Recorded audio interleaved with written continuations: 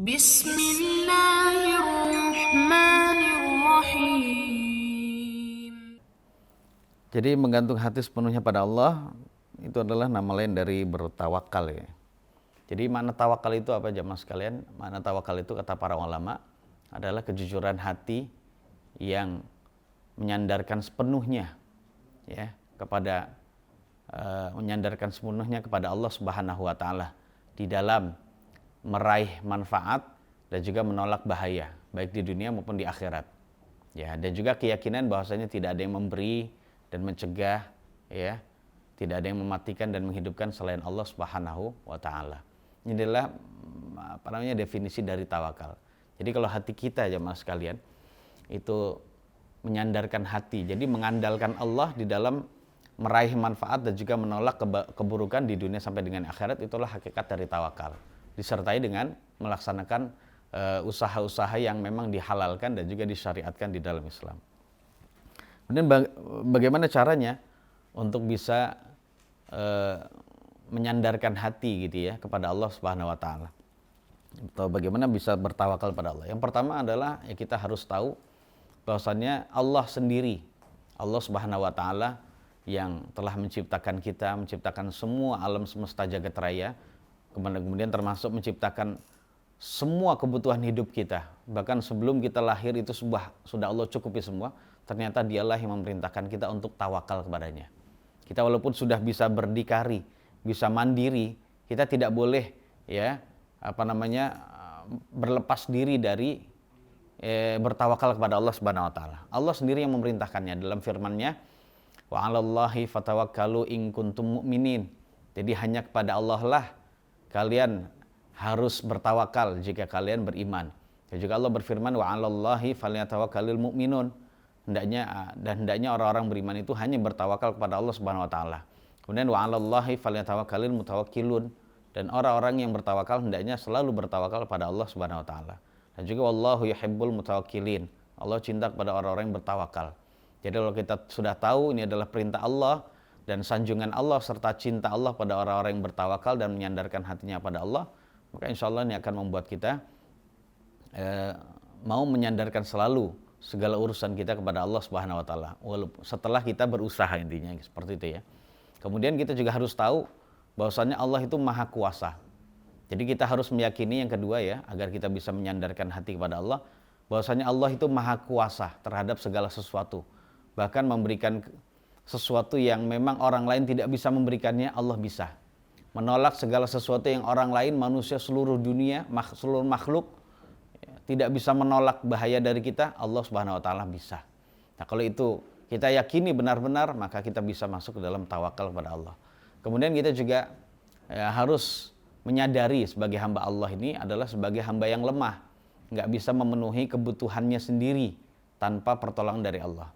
Kalau seorang hamba tahu diri bahwasan dirinya itu lemah gitu ya, maka saat itu dia akan selalu menyandarkan segala sesuatu kepada Allah Subhanahu wa taala. Walaupun dia sudah menjadi orang kaya, walaupun dia sudah menjadi orang yang berhasil, tapi dia tahu diri bahwasanya dirinya adalah lemah.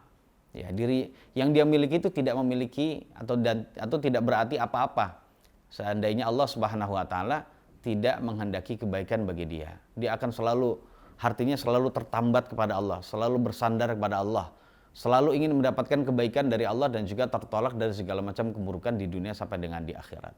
Jadi kalau seorang hamba itu sudah meyakini hal-hal yang tadi kami sebutkan, insya Allah dia akan hatinya selalu berkeyakinan ya, dan juga selalu bersandarkan kepada Allah Subhanahu wa taala. Wallahu a'lam bishawab. Tentang masalah salat hajat, pemirsa sekalian yang dirahmati Allah, ini kalau kita baca kitab-kitab fikih, maka itu akan fikih 4 mazhab, maka para ulama 4 mazhab itu sudah menyatakan disyariatkannya salat hajat bagi yang memiliki hajat ya. Bagi yang memiliki hajat. Siapa saja yang merasa memiliki hajat, maka dia bisa disunnahkan bagi dia untuk melakukan salat, habis itu berdoa setelahnya. Di antara hadis yang menjelaskan tentang sunnahnya salat hajat adalah hadis yang diriwayatkan oleh Al-Imam Ibnu Majah dalam kitab sunannya. Bahwasanya ketika seorang hamba memiliki hajat kepada Allah atau kepada salah satu dari anak Adam, maka hendaklah dia berwudu, memperbaiki wudunya, kemudian dia salat 2 rakaat ya. Habis itu berdoa.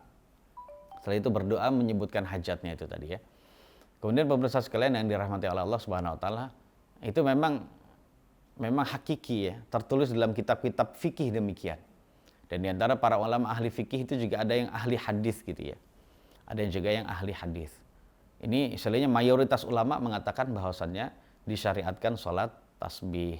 Mohon maaf, tadi sholat apa? Sholat hajat gitu ya. Sholat hajat. Dan menurut syarat yang atau tata cara yang kuat, sholat hajat itu 2 rakaat saja. 2 rakaat saja. 2 rakaat seperti biasa gitu ya. 2 rakaat seperti biasa, setelah itu berdoa, kemudian meminta hajatnya. Namun pendapat yang saya pilih adalah pendapat sebagian ulama yang mengatakan bahwasanya sholat hajat itu tidak disyariatkan. Karena hadis-hadis atau semua hadis yang menunjukkan tentang disyariatkan sholat hajat itu adalah hadisnya tidak sahih. Hadisnya tidak sahih, bahkan sangat lemah gitu ya. Bahkan Al-Imam Ibnul Jauzi memasukkan hadis tersebut dalam kitab Al-Mawdu'at, suatu kitab yang berisi hadis-hadis yang palsu gitu ya, maudhu gitu ya. Wallahu a'lam bishawab. Saya pribadi tidak mengamalkannya, tapi saya pribadi tidak mengingkari kalau ada orang yang sudah memiliki hajat, kemudian dia berdoa kepada Allah setelah dia sholat. Saya tidak mengingkari kalau ada orang yang melakukan sholat hajat. Saya tidak mengingkari kalau ada orang yang meyakini sunnahnya sholat hajat gitu ya. Sunnahnya sholat hajat dengan dia melakukannya atau dia menjelaskan kepada orang lain, saya tidak mengingkari. Namun saya pilih pendapat yang mengatakan hadis itu tidak sahih ya. Hadis itu tidak sahih. Wallahu a'lam bishawab. Nah, kalau sudah demikian itu bagaimana kalau kita ingin punya hajat ya, ingin sesuatu atau memiliki hajat kepada Allah. Terus solusi kita gimana kalau tidak ada sholat hajat karena menganggap hadisnya itu tidak sahih? Maka jawabannya adalah kita bisa berdoa kepada Allah. Kita bisa berdoa kepada Allah dan kita berdoa kepada Allah sesuai dengan adab-adabnya berdoa, seperti memuji Allah dulu sebelumnya, membaca sholawat gitu ya. Habis itu kita pada ke poinnya gitu meminta pada Allah, termasuk meminta Allah dengan nama-namanya, menyebut nama-namanya, plus ditambah waktu-waktu mustajab. Nah, insya Allah yang demikian ini juga bisa lebih dekat untuk terkabulnya hajat kita, walaupun kita tidak melaksanakan sholat hajat. Wallahu a'lam bishawab. Dukun berkedok kiai banyak gitu, apalagi di Indonesia ini. Jadi tampangnya seperti kiai yang dia mengajarkan juga sehari-hari ya, kalimat-kalimat zikir, memimpin zikir gitu ya. Termasuk dia juga mungkin ngimami sholat gitu ya. Namun ternyata yang diajarkan adalah hal-hal yang memang seperti yang dilakukan oleh dukun gitu ya. Seperti yang dilakukan oleh dukun. Itu banyak di Indonesia seperti itu. Maka hendaknya kita berhati-hati dalam hal ini. Di antara contohnya gimana atau cirinya, dia mengajarkan amalan-amalan khusus untuk bisa terbang gitu ya. Untuk bisa ngilang, amalan-amalan khusus untuk bisa meraih rezeki dengan cara cepat gitu ya, ingin cepat kaya dengan cara cepat, bahkan untuk bisa menyembuhkan dari jarak jauh. Ini ciri-ciri ya, walaupun dia adalah kedoknya kiai, tapi sebenarnya adalah hakikatnya dukun itu. Kalau antum mau tahu, saya peringatkan jangan sekali-kali membaca majalah yang berjudul misteri gitu ya, majalah misteri. Nah, majalah misteri adalah majalah yang setiap halamannya itu adalah isinya adalah praktek kedukunan gitu ya, praktek sihir semua. Ini adalah majalah yang memang harus kita hindari ya. Tidak boleh kita membaca majalah tersebut karena khawatir hati itu lemah ya, pemirsa sekalian. Hati itu lemah, kalau kita baca, wah kita terpengaruh, apalagi kita sedang ada masalah gitu ya. Habis itu kita menghubungi nomor yang dimaksud di situ. Kemudian ada di situ soalnya nanti bisa ada khodam gitu ya. Kita beli cincin, kemudian di situ ada khodamnya. Siapa khodam itu? Jin semua. Jin semua itu ya. Jadi hendaknya menghindari demikian. Semua itu bisa dihilangkan ya, keyakinan demikian itu dengan tawakal kepada Allah Subhanahu wa taala, dengan kita barengi melakukan usaha-usaha dan juga ikhtiar yang syar'i gitu ya. Seperti kita ingin cepat kaya, gimana caranya? Banyak berdoa kepada Allah, habis itu juga giat dalam bekerja. Dan banyak juga mencari ilmu gitu ya untuk bisa mengetahui mana hal-hal yang memang dihalalkan, mana yang memang pekerjaan yang diharamkan sehingga dia bisa menghindarinya gitu ya.